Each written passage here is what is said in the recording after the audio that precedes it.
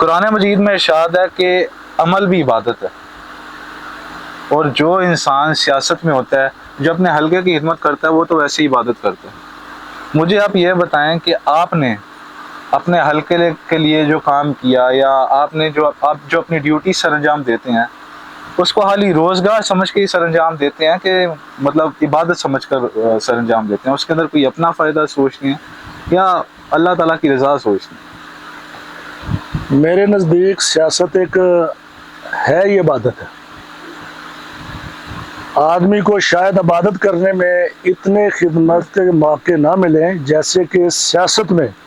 اگر آپ اسی پلیٹ فارم پر چلتے جائیں تو آپ کو ڈیلی ایسے مواقع ملیں گے کہ جو کسی شخص کی اگر کوئی مشکل ہوتی ہے اس کے لیے جاتے ہیں، جب کسی کو کام پڑتا ہے اس کی ہیلپ کرتے ہیں۔